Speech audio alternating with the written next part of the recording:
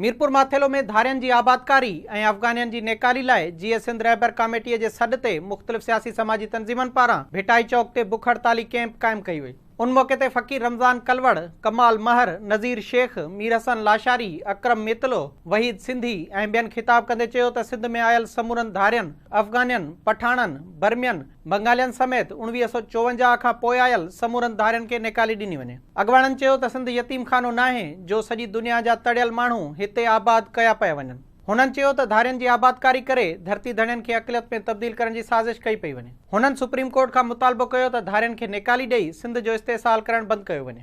सिंध में 30 लखनि खां वधीक अफ़गानियुनि खे पठाणनि खे हिते आंदो वियो हो, पर कंहिं रिथाबंदी तहत उन्हनि खे सिंध पनाह ॾिनी, जेको आहे रोज़गार ॾिनो। सिंध जो जेको अज़ली आवाज़ आहे त बाबा जेको आहे धारियनि खे पंहिंजे वतन वापसि मोकिलियो वञे, इहा ई असांजी घुर्ज ऐं मुतालबो आहे। पंजाब सरकार जेको आहे हुनखे रेस्टोरेंट में बि रहणु न पई ॾिए, जेको आहे बर्मी बंगाली सिंध जे मथां ॿार आहिनि, असांजे रोज़गार असांजे वसीलनि ते ॿार आहिनि। असां मुतालबो था कयूं वरी बि चीफ जस्टिस खां त वरी बि वार्निंग ॾेई करे हिननि धारियनि जी लोच खे मुकमल तौर ते मुल्क मोकिलियो वञे। असांजो इहो मुतालबो आहे अॼोके एतिरा जो 1954 खां पोइ जेके बि आयल आहिनि उन समूरनि खे सिंध काने नेकाली ॾिनी वञे। घुर्ज था कयूं महिरबानी करे अफ़गानी खे पंहिंजे मुल्क वापसि कयो वञे। विज़िट कयो अवामी आवाज़ मीडिया ग्रुप जी वेबसाइट awamiawaz.pk।